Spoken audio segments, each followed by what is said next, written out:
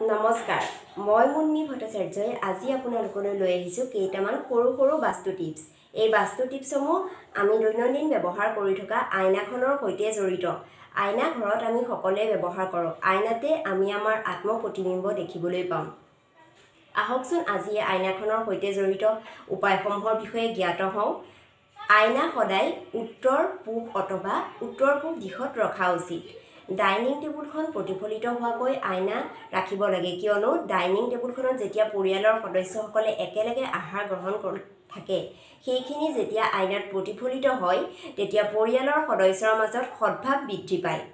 আইনা ঘৰত সদায় বৰ্গাকৃতি অথবা আয়তাকাৰ ফ্ৰেমতহে ৰাখিব লাগে। পাকঘৰত কেতিয়াও আইনা নাৰাখিব। আইনাখন ব্যৱহাৰ নকৰা সময়ত ঢাকি ৰাখিব লাগে। দুখন আইনা সন্মুখাসন্মুখীকৈ ৰাখিব নালাগে। ঘৰত নিগেটিভ এফেক্ট নোহোৱা হ'বৰ বাবে সদায় বাগুৱা মিৰৰ ব্যৱহাৰ কৰি চাব পাৰে।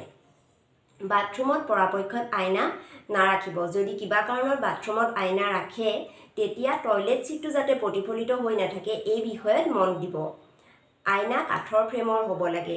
পৰাপক্ষত ৰঙা আৰু কমলা ৰঙৰ ফ্ৰেম আইনাত ব্যৱহাৰ নকৰিব। বগা, নীলা, সেউজীয়া ফ্ৰেমৰ আইনা ব্যৱহাৰ কৰিব পাৰে।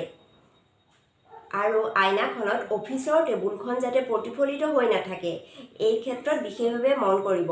কাৰণ যদি অফিচত থকা সময়ত আপোনাৰ কৰ্মস্থানৰ টেবুলখন প্ৰতিফলিত হৈ থাকে তেতিয়া কৰ্মচাপ বৃদ্ধি পায়। আমাৰ শোৱা কোঠাত থকা আইনাখনত যাতে বিচনাখন প্ৰতিফলিত হৈ নাথাকে সেইটো বিশেষভাৱে মন কৰিব। পুনৰ আহিম আপোনালোকৰ মাজলৈ। আজিলৈ ধন্যবাদ।